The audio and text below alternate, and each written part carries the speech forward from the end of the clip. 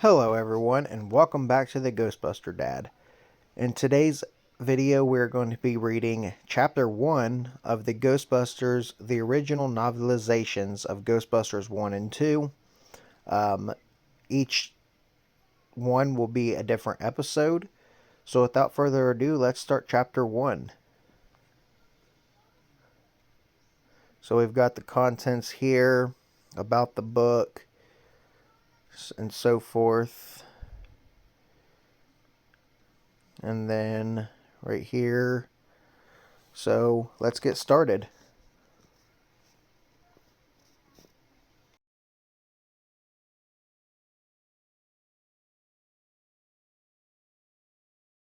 One. How much there is in books that one does not want to know. John Burroughs. It was a bright sunny day in early autumn, one of those days New Yorkers dote on, take pictures of, and point out to their country cousins as an example of the city at its best. The city after summer, after the pavements stop frying. The city not yet locked into the icy streets and frozen dog wastes of winter.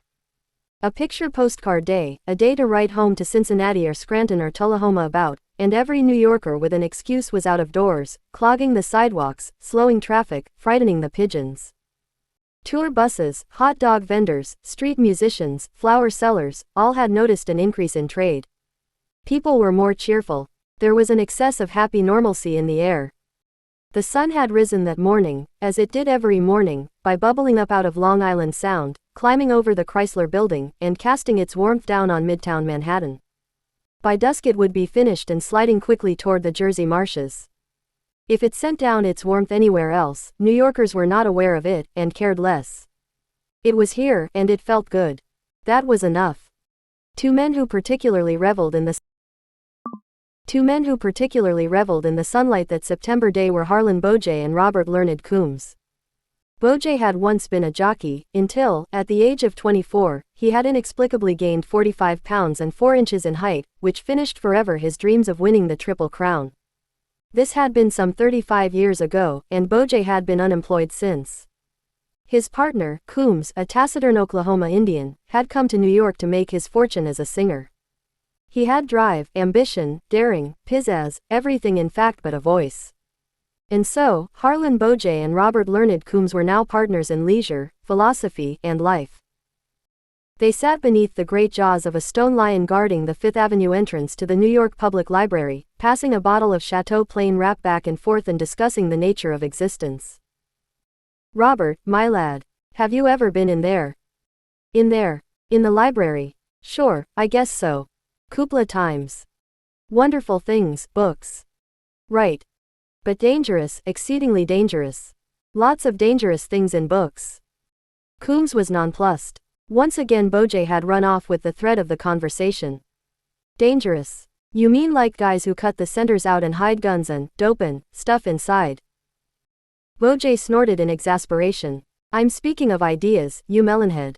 Dangerous ideas, ideas and philosophies." He took a long draw on the wine. "Dangerous ideas." Coincidentally, less than 100 feet away, Alice Melvin was thinking exactly the same thing, for an entirely different reason. Like Beaujay and Coombs, she, too, had had big dreams, and like them she had come to New York to make them come true, but fate had once again taken down the road signs and painted out the center line. Instead of becoming a fashion designer, she was, at the age of 29, working in the New York Public Library.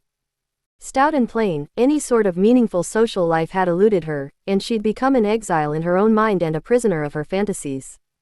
The last man who had gone home with her had left in the morning with her VCR, and she'd given up trying, grimly resigned to a life in the stacks, moving books about, gaining wisdom and greatness through osmosis, hoping to return in the next life as Lonnie Anderson.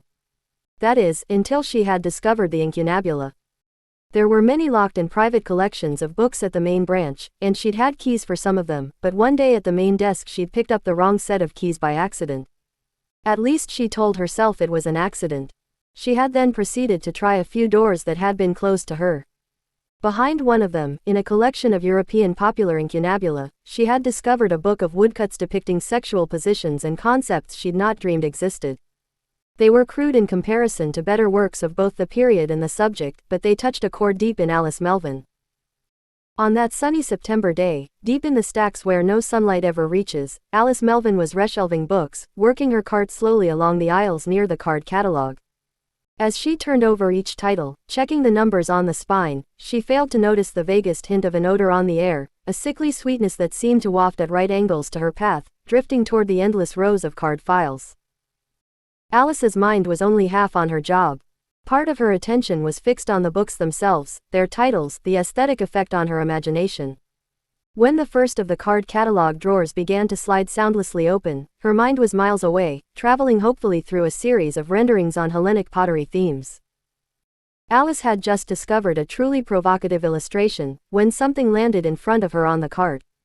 It was a catalog card. Had it fallen from an upper shelf, or was it the work of some prankster? She turned angrily, then froze. Dozens of drawers had opened in the long line of cabinets, and millions of carefully indexed cards were shooting into the air, caromming off the stacks and settling and swirling in great blizzards to the floor. As she watched in horror, more drawers began to open, more cards exploded into the air. Alice Melvin's jaw worked convulsively, she turned and ran. Not pranksters, her mind supplied. Definitely not pranksters. At the end of the row she halted to catch her breath. Report, she realized. I must report this to someone. Carefully, tensely, she tiptoed down a parallel aisle, heading for the stairwell to the floor above, yet keeping as far from the card catalog as possible. Through the ranked books she could still hear cards spewing into the air. Little piles had even drifted into the intersections, and she hurried past them, lest one of them reach out and grab her by the ankle. As she made her way along the last group of stacks, something crashed to the floor behind her and she leapt into the air. No, I'm too young to have a heart attack, she thought. She turned and saw a large book lying in the aisle. Another was wobbling on a shelf to her right. And as she watched, a third launched itself into the air and drifted across the space, neatly reshelving itself on the other stack. Then another, and suddenly dozens of books were in motion, crossing back and forth across the aisle like rush hour pedestrians. It was too much for her. No, she cried. I won't do it again, I promise. I'll never look at another dirty picture. And at that instant she turned the final corner and came face to face with the thing. They heard her scream all over the building. 2.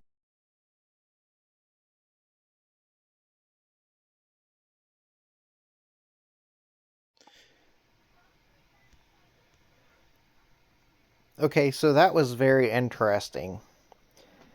Definitely very different from the way that they do it in the movie. I kind of liked this a lot more because this is a lot more depth into what actually happened. But I'm very excited to keep reading this. If you guys would like to read it with me, definitely be on the lookout for chapter 2. So I will see you guys in the next video. If you guys are new or returning, please consider subscribing.